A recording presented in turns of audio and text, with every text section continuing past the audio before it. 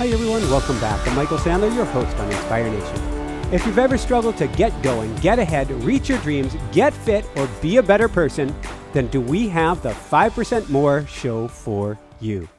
Today I'll be talking with Mike Alden, the best-selling author of Ask More, Get More, CEO of Blue Vase Marketing, and the author of a motivational new book, 5% More. And that's what we'll be talking about today, about what it takes to shift your life and achieve extraordinary results. That plus we'll talk about Pontiacs and Danvers, snowstorms in New England, FAS and Nascar, the power of a magnum green fluorescent BMX wheels, lemonade franchises, carpe diem and daughters, and what in the world a weed whacker has to do with anything. So welcome to the show, Mike. Are you ready to shine? I'm ready to shine. I tell you, I've been on a lot of programs, and I love your introduction. Michael, I can tell you obviously read both of my books just from what you just said, which is pretty awesome. So thank you. Oh, thank you, and a mighty woohoo! So before we dive right into things, we were talking about it briefly. Have you finished your recording studio now? Yeah. So I do have the recording studio. I probably should have been there, but I was telling you earlier, I was a little behind in my workout, and then we talked earlier, I meditate, so I meditated, and I said, you know what, I've done this from my home before, but I have two dogs, and they're running around, and you'd mentioned I get this construction going on. I probably should have done it in the studio. The studio's done. It's beautiful. You can actually see it. I have my own podcast, and so you can see that as well. But yeah, it is done, and I apologize for not being there. That probably would have. Actually, you know what? For the way we're doing the interview, it actually makes the most sense to do it like this, because if we were going to do it from my studio with the video, you would actually almost be looking at my side for most of the time. Well, I suppose I could have moved around. But yes, the studio is done. It's beautiful. It's a full-on production studio, makeup room, TV studio, radio studio, green room, all that fun stuff. Awesome. So let's go from there, and let's put you in a time capsule, and let's go back if we could. Let's go way on back. Can you tell us about your early childhood, where you grew up, and what it was like in your early days? Sure. I grew up in a town called Beverly, Massachusetts, just north of Boston. People say, well, where's Beverly, Massachusetts? I say, well, if you've ever heard of the Salem witch trials, we're the next town over. I grew up in a very difficult situation. I grew up surrounded by crime, drugs, and violence. My mother's HIV positive, and let me just, before I tell you the rest of the story, my mother says, I'm okay with you telling people that, but she just wants everyone to realize that she's HIV positive, but she wasn't a drug user, or something that my stepfather actually infected her, and he died of AIDS, and my father was addicted to cocaine. One of my brothers recently passed away from an overdose from opiates. One of my other family members was in rehab. Another brother was in prison for 2 years for distribution. I wasn't really the best kid. The kid I grew up with is in jail for life for murder. And a lot of people said to me, Mike, what makes you so different? Like, why, how have you been able to achieve the type of success that you've achieved today? And what makes you different from all your family members? And Michael, one of the things that I realized when I look back on my life, we go back in that time capsule, when I look back, I say to myself, well, look, my DNA is no different than their DNA. Some people would argue with me, but there's 100% something that I know is a fact. There is no such thing as a success gene, and there's no such thing as a failure gene, and neither one of us have it. The big difference between me and the kids I grew up with and the family members and everything else is I just thought a little bit differently than them, and that's really kind of the big difference.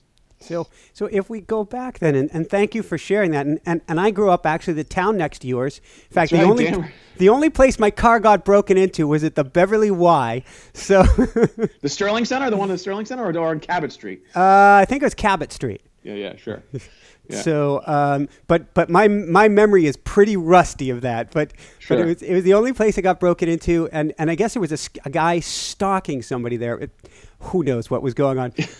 But I remember, if we go way back, I remember that every time it snowed and it would dump near us, I would go grab my shovel and get busy. And not in my own house. I was going making money. What were you doing? Yeah.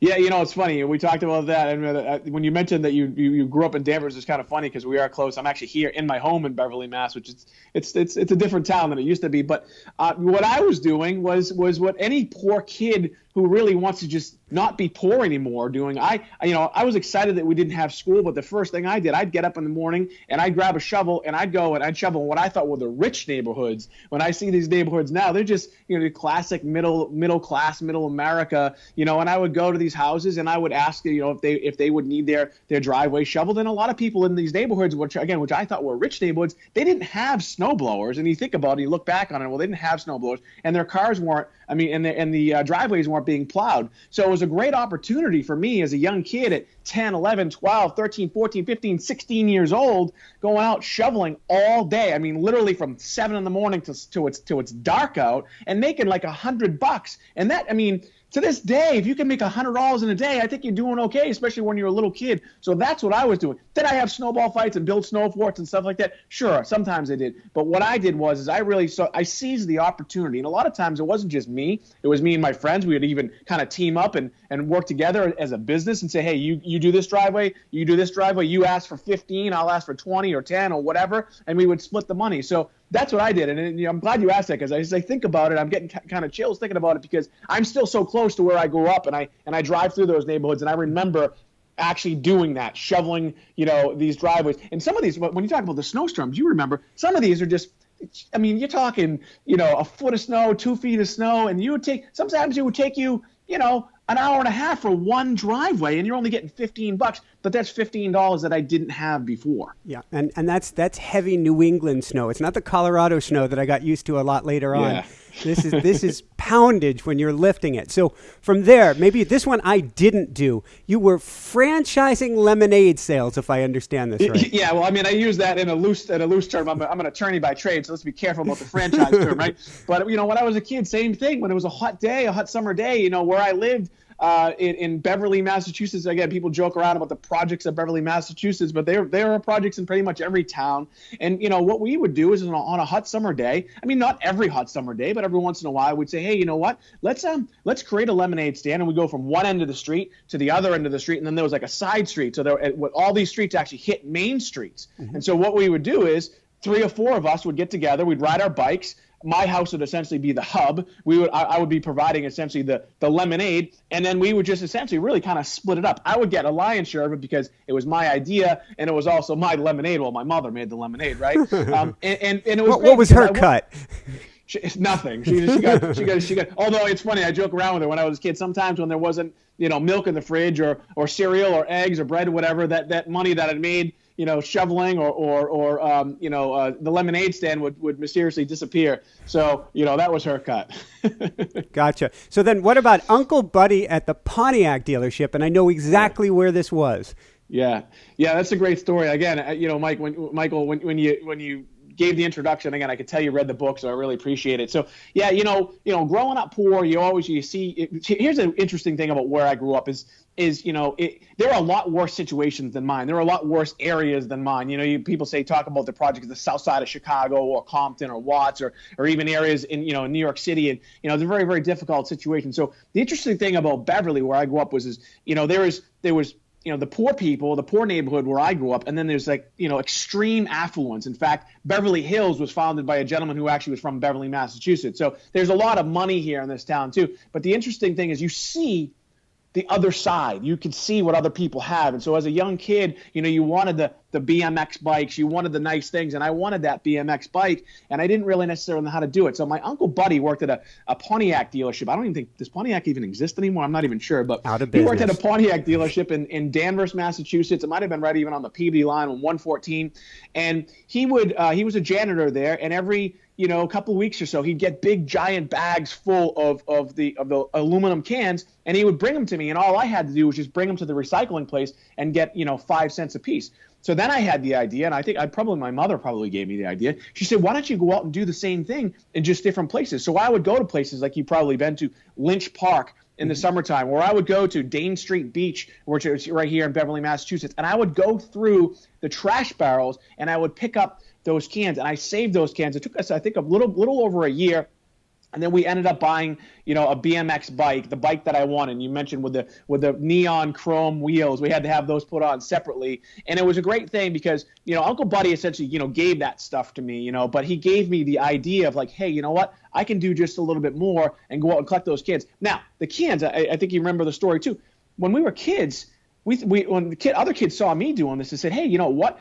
If we don't have any money one day on a summer day, let's go out and find some cans all over the place. We'd go to dumpsters, we'd go to trash barrels, we would go to the neighborhoods where we knew it was trash day, and we would go and find them, and just get a couple bucks, and then we would go to the local Dairy Queen so we could get an ice cream. Here's the other interesting thing, and I talked about this in my first book. Back then, the 2 liters were 10 cents.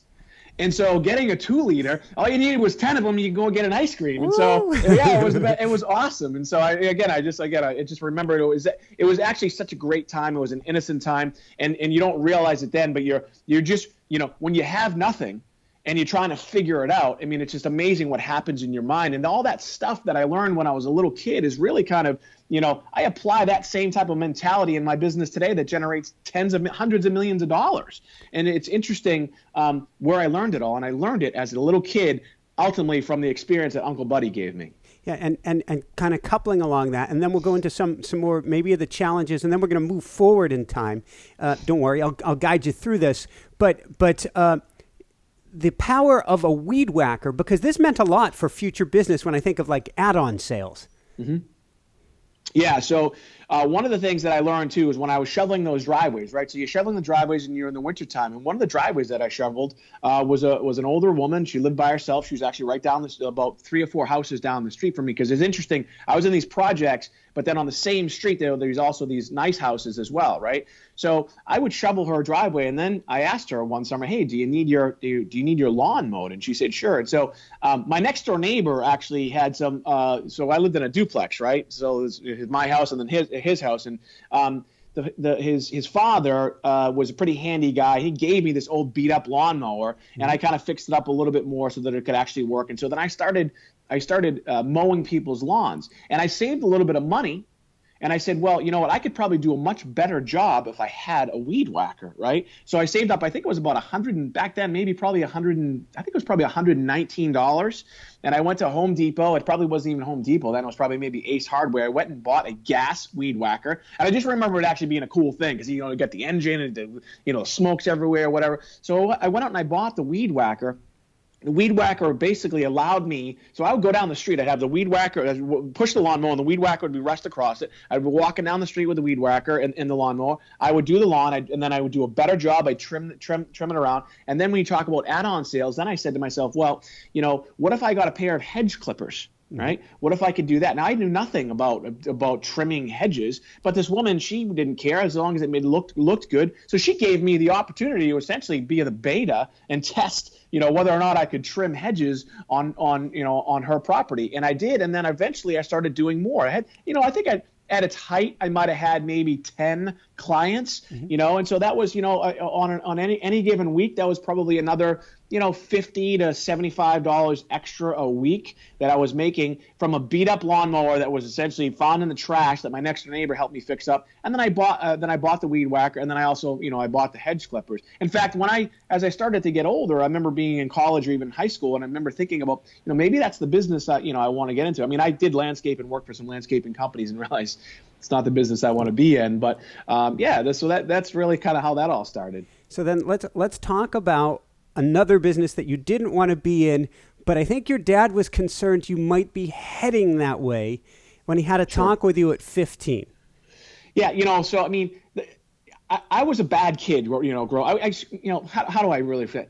I was going down the wrong path, and I had some good intentions and I had some bad intentions. I mean, the size I am now, I'm 240 pounds. I was 225 pounds when I was a sophomore in high school. So I was always a big kid. People always wanted to fight me. I always had a chip on my shoulder. And so again, I was kind of going down the wrong path. The kids I grew up with were either doing drugs or selling drugs. And, I'm pretty thankful that I never did drugs. I never smoked a cigarette, never smoked a joint, never crossed that line. So many people did. And once they crossed it, they never came back. So yeah, I was kind of going down the wrong path. And, I would steal stuff. I got arrested a couple times. And, a couple times we would, get caught stealing stuff at Ames, which was, you probably remember, I didn't get arrested. They would just call my mom. And so, thank God I didn't get arrested those times. And so I was, again, given an opportunity to essentially a second chance. And my father, one day, he pulled me aside and we went to the beach. And I'll never forget it. I talk about it in my book. And he brought me to the beach and he was walking on the beach and he turns and looks at me. He says, so you want to be a gangster? And I was like, what? What are you talking? And he looked at me like almost with pride in a way. He's like, well, if you're going to do it, you should do it right. And I can introduce you to the right people. Because my father sold drugs. My father did drugs. He knew everybody, in that area. And he was saying it, you could tell he wasn't serious. But he was like, hey, let's see how serious you really are. And if you really are serious, well, let's start thinking about what your life will look like. And that's carrying a gun. That's constantly looking over your shoulder. That's doing time. That's going to jail. And that's also just being, somebody who you probably don't really want to be. But if you want to do it, let's do it right. And I tell you, it made an impact. And the other story I tell is my mother. I was in Peabody, Massachusetts once. We were playing basketball. I wasn't really the best basketball player. We're in Peabody, Massachusetts. We're playing basketball, and a bunch of guys were playing. And a couple of these guys knew who I was. My real name is Michael Shuka. I go there by the name Michael Alden because nobody can pronounce it, and there's a long story. But maybe we'll get into it later. So I came home one day, and all these kids knew who I was. And my mother said, I'm 15 years old. She says, how do they know you? And I said, well, they know me because I beat up so-and-so, and I beat up this kid, and I'm a tough guy, and nobody wants to F with me. And my mother looked at me, and she said, is that how you want to be remembered? And again, I just give myself chills just thinking about it. I'm like, man, no, that isn't how I want to be remembered. I don't want to be remembered as the tough street punk. And then, those two moments and several others compounded on made me think about, all right, I'm 15 years old. I barely made it out my freshman year. I'm doing okay as a sophomore because I had to because I was on the football team. Maybe I should start thinking about what my future is going to look like, and I have to take control of my own future. And again, I don't want to keep filibustering here, but that's an interesting thing with most kids. Again, my family members, my brothers and kids I know, who have just, got caught up in drugs, they caught up in crime, caught up in violence, and they never made it out. And people would say, Mike, you need to talk to them. You need to have a pep talk. You need to, tell them, what they need to do. And at some point, Michael, and I know you know this, at some point in your life, you have to do it. And that's exactly what I did. Nobody else can do it for you. That goes back to the success gene and the failure gene. At some point in your own life, you have to say, I'm going to do it. Nobody else is going to do it. And once you realize that, things start to change. So then let's go from there. And I'm curious. So real briefly about your last name, Shuka, and then what really switched? Because it sounds like you started culling by the time you were age 16, culling your friends, pulling back. Mm-hmm. And that was a life-saving decision. Yeah, well, so Shuko is a funny thing. So no one can pronounce Shuko. You can't spell Shuko. When we decided I do a lot of stuff on TV. When we decided we're going to go on TV, we needed a name that people could pronounce. Plus, the real name's Michael Anthony Shuko. I wear a pinstripe suit sometimes. It's like, hey, look like a gangster, from Boston. So, and plus, so my company's called Blue Vase Marketing. It's based off of a book called The Go-Getter. And in The Go-Getter, one of the main characters, his name is Alden Cappy Ricks. Yes. I went to Springfield College.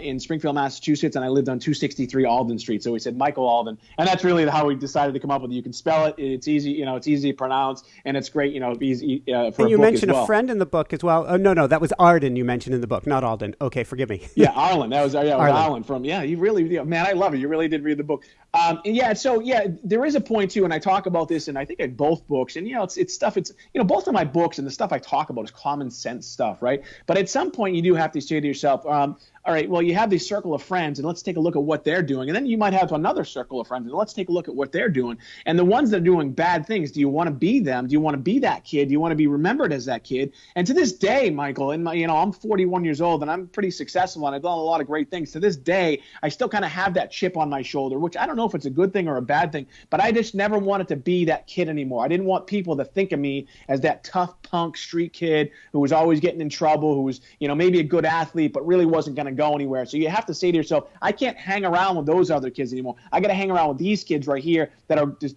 taking the PSATs, which is before the SATs, that are, taking the college prep courses, that are deciding that they're going to go to college. And I saw those kids, and I saw what those kids are doing, and I said, that's what I want to do. I mean, I when I looked at 15 at my life as a big kid, I remember taking stock and saying, what am I going to do with my life? I'm a big guy. What am I going to be? I'm going to be a laborer. I hated physical labor. I mean, even though I did the stuff on the mowing the lawns and stuff, that wasn't really physical labor. It's not that hard to do. But I hated lifting things up, and because I was always the big kid, so they always made me lift the heavy stuff. So I said, what am I going to do? And I said, well, I don't want to be that tough guy. I don't want to go to jail. I don't want my life to be a mess. and let's look at what these guys are doing, and they look like they're doing the right thing. So I kind of followed their path, and that obviously was the right decision. And want to jump ahead to college, but before that, you had I guess, 16-year-old. He probably wasn't really a close friend at this point, an acquaintance. There was a murder in the neighborhood, and it sounds like it really sucked you into things.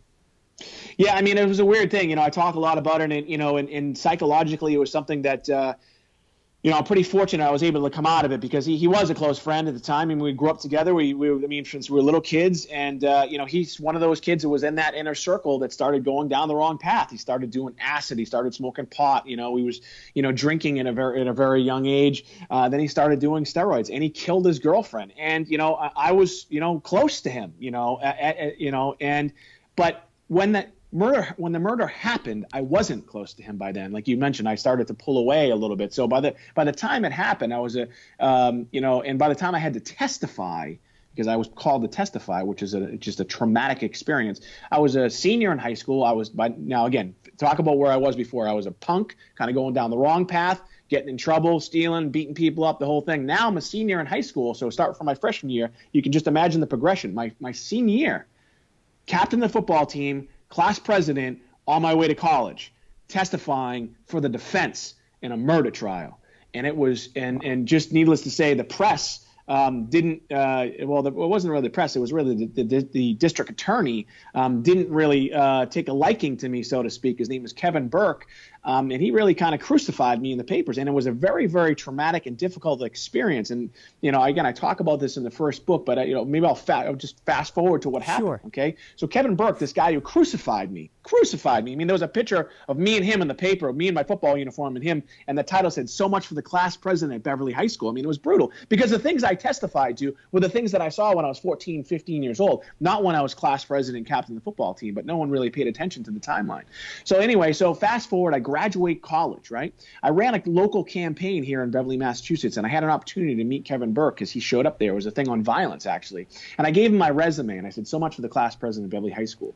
And Kevin looked at me and said, "Mike, oh my God, I heard you're doing so well. I want to meet with you. I want to have lunch with you." And I'm like, really? This guy doesn't want to talk with me. He really did. His secretary called me. Her name is Ann Reardon, and I'll never forget her name. She called me. We had an appointment. I sat down with him. He apologized to me face to face. And they said, "Mike, what do you want to do with your life?" I said, "I want to be a lawyer." And he said, "Well, you know what? You're doing some great things. Whatever." He went to UConn. He said, whatever law school you decide you want to go to, I'll give you a recommendation. I'll do whatever I can to help you get in. Maybe he felt bad for me, but he also saw that I turned my life around, right? So then I get into law school. He did give me a letter of recommendation. He helped me out. But here's the best part. I get to law school.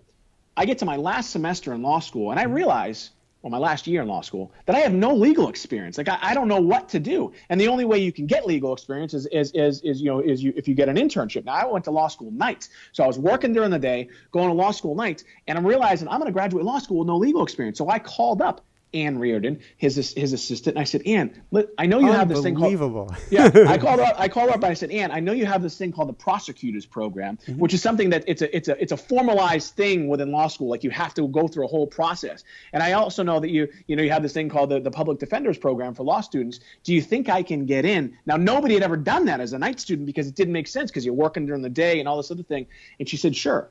So Ann made an exception for me. I got in to this program, and so I got what they call 303 certified by the Supreme Judicial Court. And so what that means is when you walk into the courtroom, because you've already made it through 4 years of law school, under the guidance of a real attorney, you can do everything that an attorney does. So I was a prosecutor, right? And the reason why I was a prosecutor is because Kevin Burke, right, who said so much for the class president of high school, stuck his neck out for me, gave me an opportunity, and then there I was. And it's just a wild story. Isn't it crazy? And something I was talking with my wife, Jessica, she's the producer of the show, was talking to her about this beforehand, and she was saying, what was the influence of this trial on you wanting to go into political science and then later into law?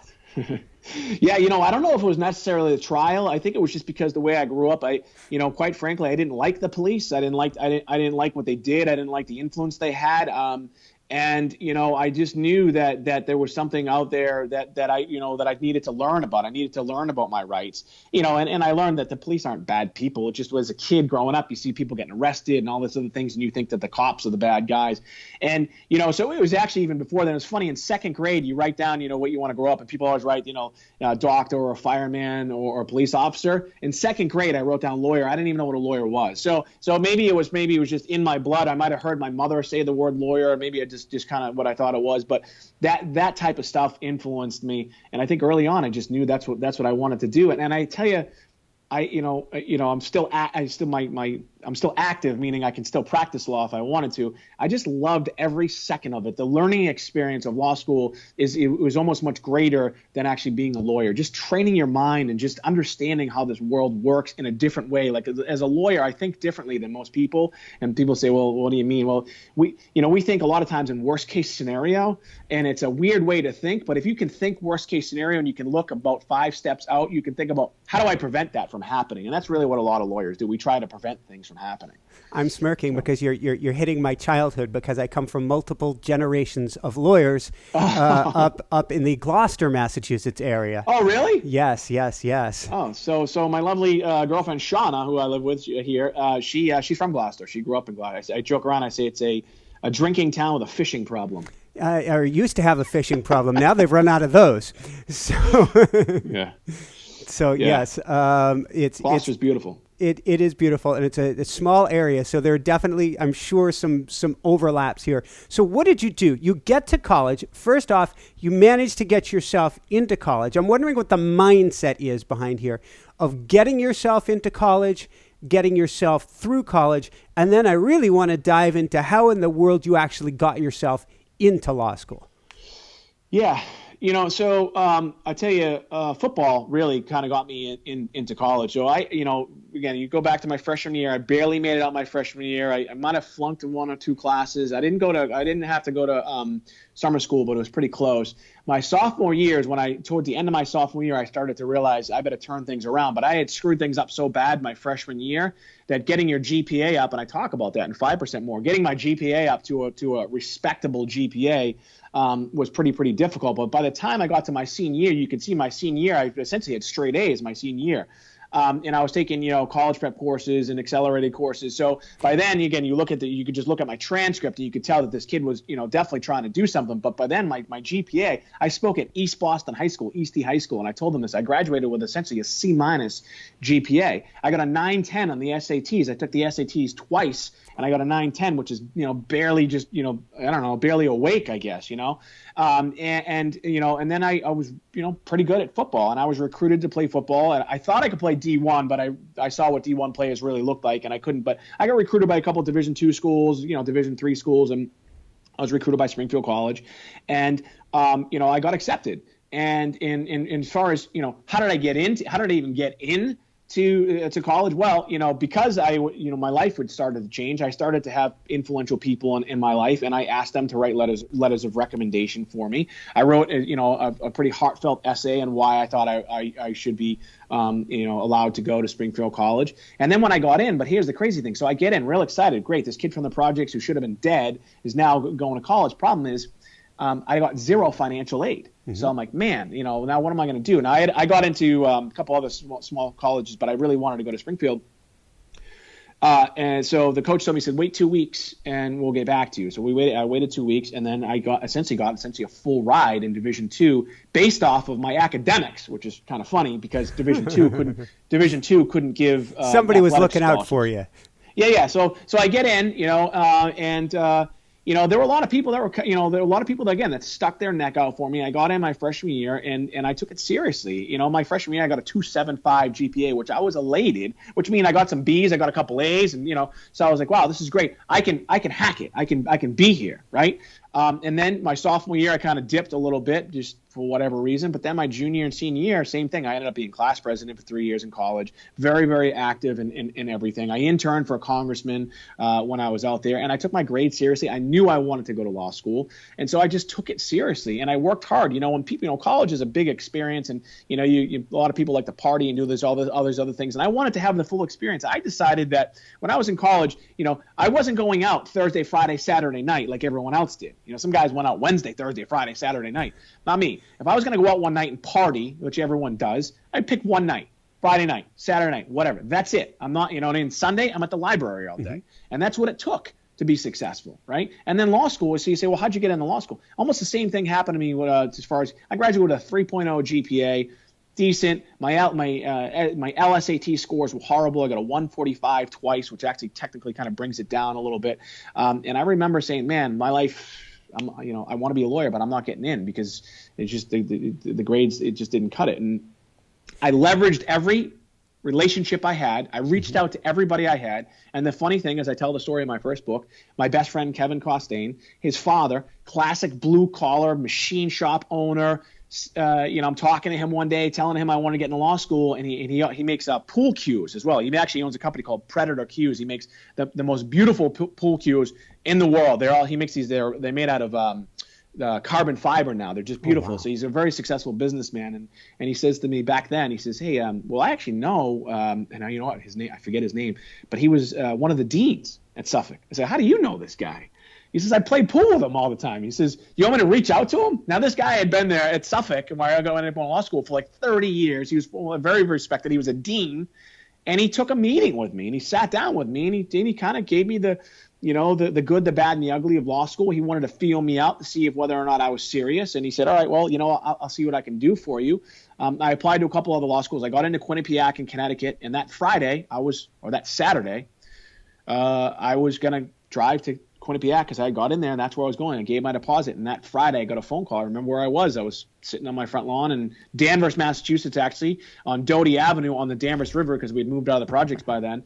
And I got a phone call and he said, look, there's one spot open. It's nights. It's the only spot open. And I had got into New England school law too by then. And he said, you need to make a decision right now. Like I couldn't say I'll call you back. And so I said, yeah, let's do it. So that's the rest. And then I graduated law school with honors. Yeah. So, it's just this weird kind of, as you get older, I guess, right? The classic, if I knew then what I know now, it's just one of those things I think, especially when law school, when you realize how expensive it is. I mean, I'm still paying off the loan. I mean, at one point, I think it was $200,000 and you realize how expensive it really is and you're paying for it. I think you take it a little bit more seriously. What is it that switched? Kind of jumping forward into the second book, you're on the football team, and you said if you had only worked just a little bit harder, you would have gone a lot further. So maybe the switch hadn't fully flipped in you yet, or maybe that's not where your heart was at. But right. What was this switch flip that occurred that made you think you were really thinking long term? Because when you talk about the GPA in 5% more, you talk about how it kind of compounds and it grows over time. This is a very slow process, not overnight. Right. Yeah, so the switch for me, I think you're right. I don't think my heart was really necessarily in it in football. I didn't have the best experience in football, and there's a lot of reasons why. But I was on the team. But yeah, my heart really wasn't in it. I mean, I loved football. I was good at football. But the other thing too is when you realize, and I talk about this in the book, the different levels that you play at. And when I say play, I use that in a fun sense. But the different levels you're at in life, whatever it is. And so you go from high school. I say high school hero to college zero. If you go to college and you're playing athletics in college at any level, Division III, Division II, Division I, whatever it is, everyone else had to have been pretty good too. You don't make the college team. I don't care what college team you're on and not have some sort of skill to be on the team. I mean, most college, they might have some colleges that might just, have a mercy guy and let you on the team, but that doesn't really happen, right? Yeah. So, I got on the team. And I was recruited and I was on the team, but I wasn't into it because I did see some things on the team. I was always a big guy. I was always big, strong, fast. People used to think I did steroids. If you look at me and my body fat's probably 18%. I've never been ripped, but I've always just been, pretty athletic, And I saw a lot of things going on within Division III and Division II athletics that just didn't make sense to me, performance-enhancing drugs and things like that. So I just wasn't into that part of it, As far as the switch, though, for me, when I look back, at Springfield and why I didn't start. I had a kid in front of me. His name's Pat Corthell. And he was a sophomore and I was a junior and he was starting over me. And I would be like, man, he was big, strong, fast. And I would, say, well, he was doing steroids. And I would use every excuse that I could to say why I wasn't starting over this sophomore. Mm-hmm. But then when I really step back years later and I look at it, He was big, strong, and fast and ripped. And he was ripped because he took nutrition seriously. He took his off-season training seriously. And I did too, but just not as seriously as he did or all the other guys. And that's what I'm talking about, is those little things. If I had maybe, laid off the beers one summer, or laid off the cheesesteaks at Super Sub in Beverly, Massachusetts, and maybe just, eating a little bit cleaner and spend a little bit more time on that and maybe train just a little bit harder, I probably would have maybe started, and I played every game, and I had a, I don't know if you want to call it a successful career, but at least got me through college. And so that's really there. And then your GPA, yeah, I mean, you realize, and this is why I talk about it in the book, and this is why I spoke to the organization, Reach Out and Read, and we talk about the basics and the beginnings. My GPA my freshman year in college was a 2.75, and I was elated because I graduated with like a 1.8 in high school or a 1.9 or whatever. But a 2.75 is like, great, congratulations. You might graduate college, but if you want to go on, you need to do a heck of a lot better. My sophomore year, I even took a dip. I think I got a 2.2 my sophomore year, which really screwed things up. But then from there, 3.5, 3.8, 3, and I think my senior year I had a 4.0. But it didn't matter because, like you said, it's very, very slow and it's very, very difficult to do with your GPA. However, if you start to think about it now, and you start to think about that little extra effort that you need to put in to have that, that higher GPA, it can be done. But there is a lot of times, especially in academics, once you make it past that year, there's no, you can't fix it, so you have to do it now. So can you go from there? Let's talk a little bit about 5% more, and let's talk about a spin class that you went in and how the light bulb went off for you. Yeah, sure. So again, you can see I'm a big guy, and I was in a spin class. My girlfriend Shauna said, you got to come to the spin class. And I went to the spin class, and it was interesting. You're there and it's 45 minutes. And if you've ever been to a spin class, you have the teacher in the front of the room and they're trying to motivate you. And they're usually playing like EDM type music, which is electronic dance music. And, it's just really upbeat, right? Mm-hmm. And, she gets to the last 5 minutes of the class and she says, look, these next 5 minutes, I want you to give me 5% more effort. She says, if you give me 5% more effort, you're going to burn more calories. Your metabolic rate's going to increase. Your heart rate's going to increase. When you get off the bike, all that stuff is also going to happen. Your resting heart rate is going to increase. You're going to burn more calories just sitting there. And ultimately, you're going to live a healthier, happier life. And then she said, anybody can do anything 5% more. And I looked around the room. I'm giving myself chills just thinking about it, but I looked around the room and there were people all different ages, races, ethnicities. There was a pregnant woman in the class about 2 bikes down to me to the front. I remember I can visually see it right now. And everybody gave the extra effort and people probably gave more. And I was like, man, as soon as I got off the bike, I wiped the bike down and joke around. Of course, I cleaned the bike off. I went down and I wrote it down, or actually on my iPhone, I wrote down 5% more. And I said, man, I wonder if we applied this concept to virtually every aspect of our life. Like what would it look like? Because I didn't have an idea to write a second book. My first book, again, you think about my past, I'm like, man, this guy's an actual published author. I didn't just write a book and just put it on Amazon. It was a real published book. And I was like, so I didn't have an idea to write a second book. But then when I started doing the research, I reached out to my editor, the guy that edited my first book. I said, let's take a look at this concept. Let's research it, see if there's anything else out there like it. And there wasn't. I mean, there was a lot of other books that have similar kind of concepts in there, but nothing that was really truly about this whole concept.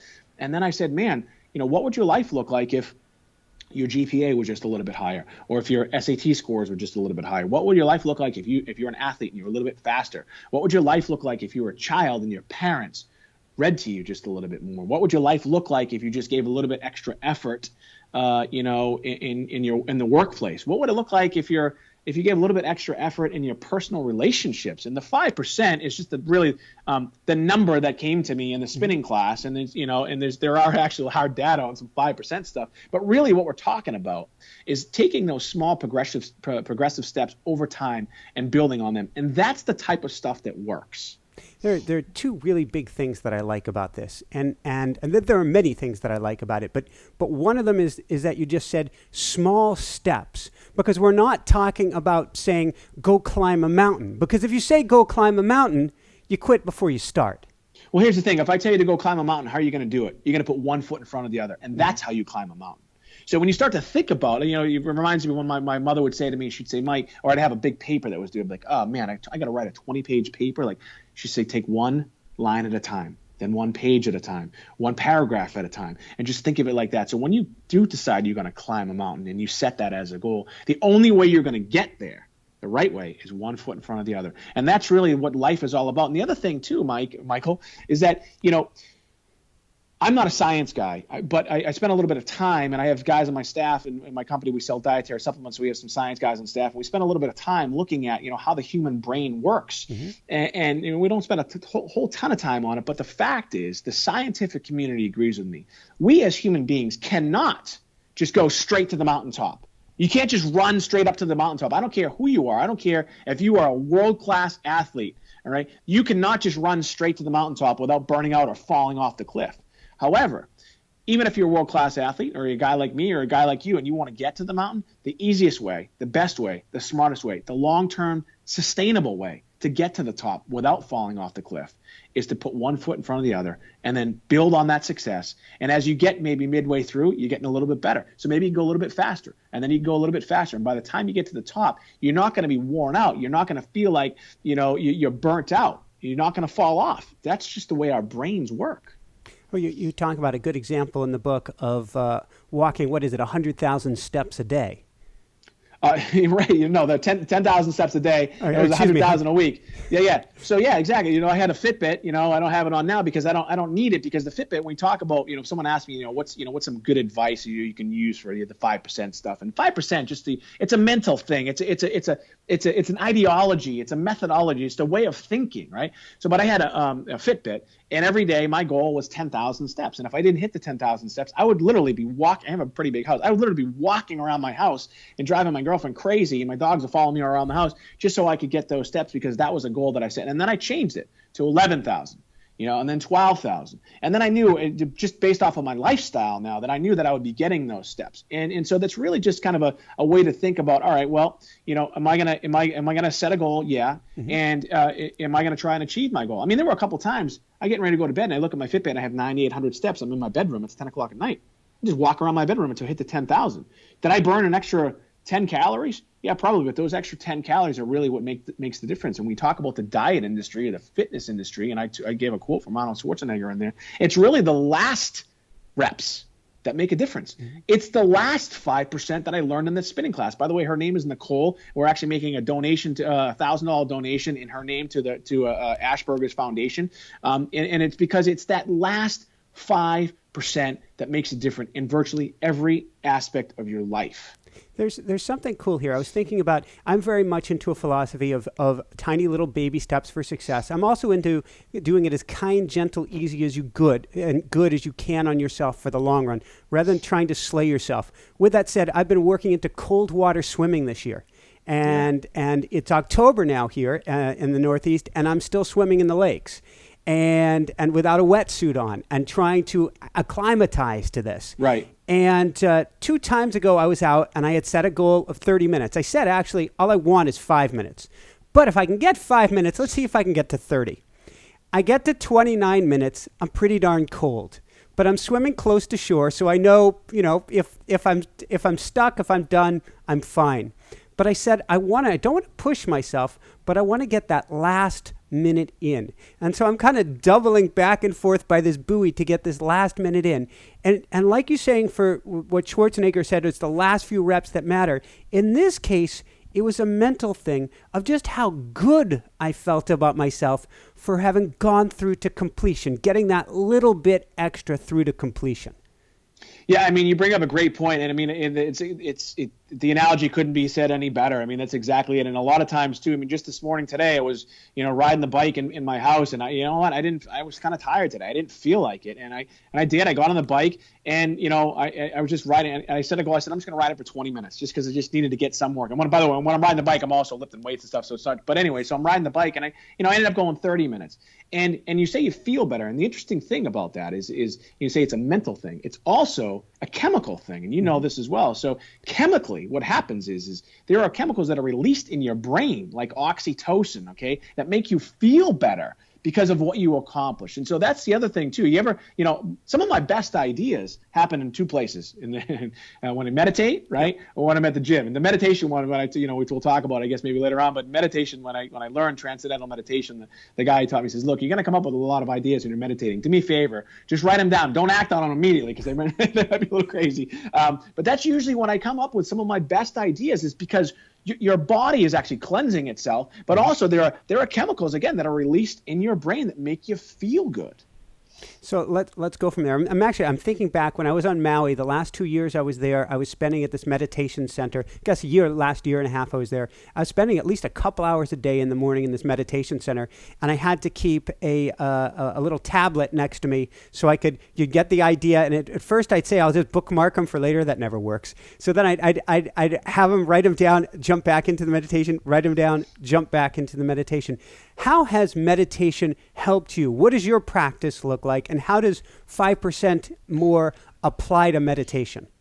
Yeah, I talk about meditation in the book a little bit, and I tell the story as well. About 3.5, actually probably almost going on close to 4 years now. It'll be 4 years in February. I woke up in the middle of the night, and I had a panic attack once or twice before in law school, but it wasn't really that severe. But I kind of knew something was going on. But I woke up, one night in the middle of the night. I had my daughter with me. I'm divorced, and I had my daughter there, and we was in a condo at the time. And I woke up, and she was awake as well. So now, how old was she?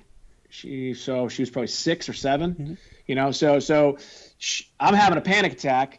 She's up. She's not feeling well. She's sick. She's throwing up, and it's just me. And I didn't know what to do. And I knew that something was wrong. I knew it wasn't having a heart attack, but if you've ever had a panic attack, I didn't really know what they were until I had them. And it cripples you. It totally cripples you. And you feel like you just don't know what to do, and you don't know how to solve it, And so I had that. And by the way, I called Shauna that night, and she came over and she never left. And so that's kind of a great story. But I had learned about transcendental meditation I'm a big fan of Howard Stern, and he talks about it all the time. And so, he talked about how it saved his life. His mother talks about how it saved her from depression and even suicidal thoughts. And then when I researched transcendental meditation, I saw that, there's a lot of big name celebrities, Jerry Seinfeld, Oprah Winfrey, Ellen, all these people, they say how it changed their life. And then when I researched it even further, I looked at the science behind it as well, because I was always one of those guys. I was just talking about this yesterday, just real quick, the power of positive thinking, mm-hmm. and all the stuff that we're kind of talking about. I didn't believe in any of that stuff years ago. I thought it was just made up pie in the sky stuff until I started reading these books and wow, this stuff really works. So anyway, I looked at the science behind transcendental meditation, and the science was wild. Not only showing that it can, change how you feel, but it can actually physically change the way your brain looks on a CAT scan. Actually, the way your brain physically looks, it smooths over. And so that was a Friday. That Monday, there happened to be a TM center here in Beverly, Massachusetts. I signed up. I took TM, and I never looked back. And I will say this, Michael, I'll be honest. I don't. There are days that I skip, and there are sometimes I don't do it twice a day. Mm-hmm. But I'm always thinking about it, and I'm best when I do it twice, 20 minutes twice a day. Now, and I know a little bit about some other forms of meditation. I listened to Dan Harris's podcast, 10% Happier. He talks about how he had a breakdown and meditation saved his life. And I would say that any form of meditation, I don't care what it is, can help people. And it's something that I think that people really need to embrace, because when I look at the most successful people in the world, mm-hmm. Oprah Winfrey, Jerry Seinfeld, Ellen DeGeneres, Howard Stern, and Russell Simmons. He wrote a book called Success Through Silence, Success Through Silence. These people know something, and it works for them. So if it's going to work for them, it's going to work for me, and it's going to work for you. And it's not hippie, weird, religious stuff like the way people think it is. It's stuff that really works for people, especially in this day and age where we're just bombarded with all this technology and all these beams that are staring at us. It works, and it changed my life. And by the way, not only did it change my life, but I put my mother through it, I put my father through it, and I put 20 people from my company through it. And not all of them follow it every single day, but I know that a few do, and those people that do have thanked me for it. And I had a friend of mine that suffers from severe depression, and I thought he was beyond suicidal. I thought we were going to have to put him in a hospital, and he's got kids, and I was really, really sad for him. And I put him through it, and it changed his life. And so to me, that means more than anything. Woohoo! So let's go from there, and then let's talk about, you talked about Dan Harris and 10% Happier. Well, you have a chapter in here, 5% Happier. Well, I talk a little bit about happiness in there, and Dan Harris's book. It's a great book. I recommend anybody who wants a good read about somebody who struggled with drugs and addiction and all sorts of issues, and how he kind of turned it around through meditation, and how he came up with the book the title 10% Happier. As people are asking him, he started doing meditation, and they said, "Dan, what are you doing? Why are you doing all this stuff?" And he didn't know what to say to people. And then one day it just came to him. He says, "I'm just trying to be 10% happier," and that so that's how the title of the book became what it is. And for me, it's not about necessarily being 5% happier or 10% happier. It's just about being happy. And you know what? And I had Marshall Goldsmith on my podcast. He wrote the book Mojo, and What Got You Here Won't Get You There, and the book Triggers. He's one of the most successful business coaches out there in the world. And he talks about how he needs to remind himself every day of certain things. And when I wake up in the morning, Michael, the first thing I look at to my right on my nightstand is a sculpture from an artist I happen to be a big fan of. His name is Romero Brito. Mm-hmm. And the sculpture is a word, and the word is happy. And the reason why it's there is because I need to remind myself that I need to be happy every single day, because as human beings, I don't care who you are. I don't care, you're Tony Robbins or you be whoever you want. We have to remind ourselves of, how great life is. We have to reprogram ourselves many times to be happy. And meditation is one big, easy way to do that. But things aren't always going to be perfect. We're not always going to be happy. And, for me, as someone who, suffered from that panic attack, I was never really diagnosed with it, but I would say that I probably have maybe some sort of seasonal affective disorder or something, and we all kind of get down. We have to just remind ourselves that, happiness is really something that is a relative term. It's different for you. It's different for me. But, let's try and find it. And every day I try and find it. And by the way, some days I wake up, I'm here actually in my man cave in my basement. And again, I'll be honest, sometimes I wake up and I don't want to go to the office and I don't want to do anything. There are some days where I succumb to it and I just sit on my couch and I do nothing. And it's okay to do that once in a while. But then there are days where I do sit down on my couch and I want to sit there and do nothing. And I remind myself of how important my responsibilities are and how important, the people depend on me, and how sitting on my couch, this is my right, doing nothing is really not going to make me feel any better. And just to basically get my ass out of bed or get my ass off the couch and do something.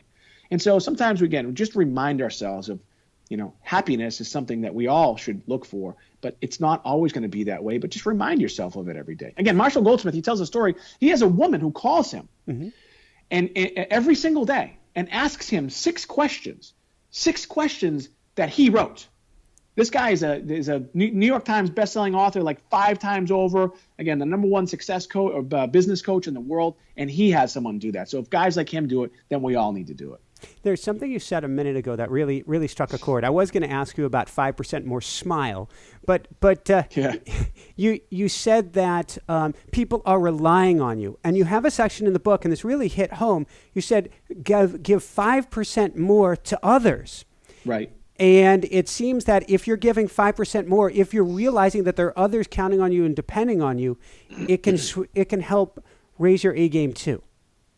Yeah, again, a lot of the stuff, again, my book is real simple. Both of my books are real simple. These are things that, a majority of the book are things that I've learned from other successful people, just kind of told through my words or told through my eyes, so to speak. When you give that little extra effort for others, and when you do it with all sincerity and not looking for anything in return, the whole thing about karma and whether or not it's a real thing or whether or not I know this, that, again, when I talked about earlier how these success principles and all these other stuff, I didn't think it was real. I didn't believe in this stuff, but I've seen this stuff work firsthand. And so when you give that little bit of extra effort for other people and you do it with all sincerity and you're not looking for additional compensation or whatever it is. And when I say that, it doesn't even necessarily have to be an altruistic thing. I'm just saying, like, if you're at work, okay, and you have a colleague that might need help, or you realize that you have a deadline that might be due in a couple days, and if you just give a little bit of extra effort on day one rather than waiting to the end, not only is it going to help you in the workplace, but it's just going to help you emotionally, mentally as well, knowing that you don't have to, pull an all-nighter the night before. So, it comes down to, again, it's so simple, and it does come down to those little, like you talked about, those little progressive daily steps, whatever it is you're trying to do. But yeah, giving more to others is something that's really important. And I do it a lot in my life, and sometimes, a lot of times it is money, but a lot of times when I give money, Like I'm a big donor of the YMCA because, if it wasn't for the YMCA and several other things, I probably would be dead or in jail. I don't just give them money. I give them money for a very specific thing. And the money that I give them is to send kids to camp, because I was one of those kids. And so, when you were able to do things like that, it just warms your heart, and it's something that it's what makes the world go round. I mean, I believe that people are inherently good, and I want to make sure that I'm inherently good. And again, the other thing is you could tell, I'm as real as it gets. So I'm not perfect. I make mistakes. I screw up. I lay on my couch when I shouldn't, you know what I mean? Or I'll have a few beers the night before I should. I do all that stuff that you probably should, but I also remind myself of like who I am and what I'm trying to do and where I'm trying to go. And then I am human, but I'm always trying to get a little bit better. There's these guys out there, they put themselves out on a pedestal and they make it out like they're perfect. And if they act like that, they're probably not. You know what I mean? So that's the thing. We're all human. We just need to work towards our goal every single day. We all hide under our desks now and again. So I do it all. I do probably too much. Myself on occasion as well. So how about 5% more for our kids and 5% more for reading to our kids? Yeah, I tell a story in the book. I was very fortunate, even though I grew up the way I grew up. My mother cared, and there are a lot of kids that are growing up and they don't have the luxury of even a parent, or they don't have the luxury that if they do have a parent, their parent may be addicted to drugs, which is obviously the opiate epidemic is just ridiculous here in the United States, or even the parent. English is a second language, or the other one where you might just have a parent that's just straight up illiterate. So now you have an illiterate parent or a drug-addicted parent, or English is a second language, and now you have this kid who's growing up in the United States, and the only education that they're getting, if they're lucky, is in school. And so what we learn, though, is that most kids, from 0 to 5, we all know from 0 to 5, it's probably even a little bit longer, from more like 0 to 8 is when their brain is really starting. It's like a sponge, right? We all kind of know that. And I interviewed an organization called Reach Out and Read, and they're an organization that they try and educate pediatricians to then educate the parents on the importance of reading. Everybody knows the importance of reading, but it's like talking about doing it, right? Okay, so as a parent, in this organization, Reach Out and Read, they show the parents the reading gap, and the reading gap is something that actually happens in the summertime. And usually, what happens is so the kids, they go to school, and then they have the summer off. And a lot of these parents, they just let their kids run around the neighborhood or the house, they're playing video games, and they're not reading to them. And then you have the parents where their kids are reading, or do you have the schools where there is required reading, or the parents again are reading with them, and you look at the gap of the reading gap, and you look at their progression mentally, academically, is a huge disparity between the kids that don't read and the kids that do. And by the time these kids get to high school, right, the ones that read and the ones that didn't read, the ones that get to high school are probably even at a college level, where the kids who didn't read are even at a middle school level, right? And so, I mean, the math might be off a little bit there, but that's really the whole point of it. So in Reach Out and Read, they turned me on to this study called the Hart-Ridley study. Mm-hmm. And the Hart-Ridley study, I joke around, I said, I read it, it turned into a book, and it's like, there's a lot of data in there. But the main point of the study, there's 42 families, and they sent people in these families, and they looked at poor families, middle-class families, and wealthy families. And what they found is the socioeconomic stuff kind of matters, but not really. What really matters is the amount of words that are spoken in a household. So if remember, I mentioned those 3 different types of parents: the drug addicted, the English is a second language, or the illiterate. Mm-hmm. Okay. Well, it doesn't matter now. You can't use that as an excuse. It's about the amount of words that are just spoken in the house. And if you speak more in the house, not even necessarily to your kids, you probably should, but just speaking, using words in the house, that has a dramatic impact on the long-term success of a kid's life. And to me, that's what I get fired up about. I'm on a couple boards, on one on the Y and on another one called Beverly Children's Learning Center. And because, it's very, very important that we do that, because the kids, they have nowhere to turn. I was lucky that my mother read to me all the time when I was a kid. And I, I didn't really necessarily like reading, even when I grew up. I mean, the only time I really read everything was when I was in law school, because I had to. But it has a dramatic long-term impact on people's lives. Thank you. Before we begin to wrap things up, I got to ask, what about 5% more love, self-love, or gratitude? Yeah, again, it comes down, I was I was in my therapist. I was trying to think where this happened. I was with my therapist. I haven't gone to her in a while, but I was with my therapist, and she said to me, Mike, I'm a classic Type A personality. I'm always, just moving and shaking and doing all these things. I'm on my phone. My phone's ringing in therapy. She's like, knock it off, shut the phone off. And she says, Mike, sometimes you just have to be. I said, what do you mean by that? I don't understand. She says, sometimes you just have to be. And I said, well, explain. I'm getting frustrated. And so she expanded a little bit. She's be present more. And so as it relates to what you just asked, especially with your loved ones and your family. And by the way, I am a rule breaker of this, and I try to remind myself, like I talked about earlier. I try and do my best to not do this, but just be present. Listen to your family. Listen to your kids. Talk to your spouse, your girlfriend, your wife, whatever, your significant other. Talk to them. Be interested in them, and genuinely be interested in them, even if you have to just train yourself to be, because a lot of times you're just not, and that's a real problem. But try to do it. Be more present is really, at the end of the day, I've learned that it's something that works. And our relationships are really, the backbone of America. And it's really important that we maintain our own personal relationships because, I talk about, I gave a dedication to Shauna in the book.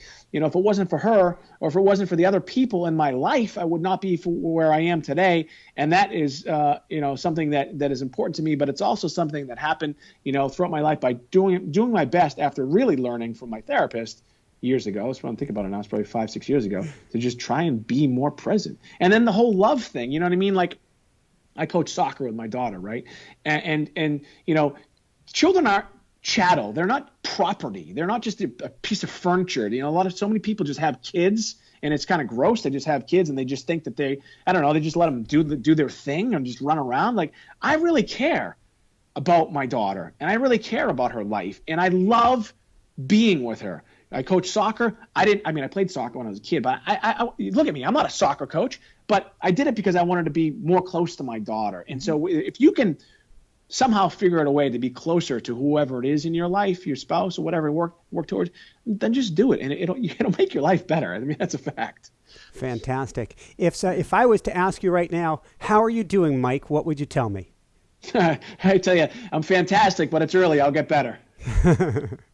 I like it. All right. So where can people go to find out more and to find your book? Sure. If you want more information about me, you can just go to michael-alden.com, ALDEN.com. You can find the book 5% More. It's on it's on Amazon. It's on Barnes & Noble. It's on Books A Million. Again, you can find it there. You can also find me on Instagram at Mike Alden 2012. Snapchat, same thing. Facebook, it's / the Alden Report. I'm also on Twitter. I'm on all that social media stuff. So if you like what you heard today, follow me, share, do all that fun stuff. And yeah, that's it. Fantastic. Just a quick couple wrap-up questions for you. First off, Sure. What personally brings you the greatest happiness, or what I call the woohoo factor? Time with my daughter. Just time, that's it. I mean, there's no other way. That's it. That's all you need. Time with my daughter. Perfect. Yeah. And any last words of wisdom you want to share with people? Boy, any more last words of wisdom? I would say this, and again, it sounds cliche-ish, but it's so simple. But so many people in this world, fail to take that step that they've always wanted to take. So whatever it is you're trying to do in life, if you have a goal, if you have a dream, I talk about dreaming in my book. But if you have a desire to do something, I'm 41 years old, and I've always been one of those guys that said I don't want to be one of those guys that says if I had only done it. You don't want to be one of those guys or gals either, because again, I'm 41. I said to a friend of mine just recently, I said, before you know it, Jason, his name, we're going to be 60 years old. So take that step. You have to do it now. It's not just going to happen. Again, it sounds so cliche-ish, but the most successful people in the world, and we can define success however we want to define it. But if you want to do something, you can't wait for tomorrow. You have to do it today. You have to put a plan together and take steps, progressive steps, 5% more steps is what I like to call them, and just work towards it, because it's not just going to happen. You're not going to wake up one day and have it happen. That's when I talk about dreaming. I say dreaming is for sleeping. Okay, if you want to have success, however you want to define that, whatever it is you want in life, you want that nice house, you want the family, you want the car, you want to graduate from high school, you want to graduate from college, the only way it's going to happen is if you go ahead and do it. Woohoo! Mike, I am so glad I had you on the show today. This is fantastic. You're going to reach a lot of lives, and I think there are going to be a lot of people challenged to do just a little bit more. Well, I want to thank you. You've been amazing. You're a great host. I love it, and I had so much fun. Thank you so much, Mike. For everyone out there, this is Michael Sandler saying, be well, have fun, get 5% more, and bring out the best in your life, and shine bright. Woohoo! Hey everyone, thanks so much for watching. If you enjoyed it, be sure to like below. Also, leave your comments. Have some real fun with it. Subscribe to our channel where you're going to get more great videos, more interviews coming up. And check out our website, inspirenationshow.com. That's where you'll find tips, blogs, information, videos you won't find anywhere else, and useful and helpful resources to really help you kickstart your life and to shine bright. Thanks so much again. Thank you for your support. Like, comment, subscribe. See the website. Thanks so much and have fun. Of course, shine bright.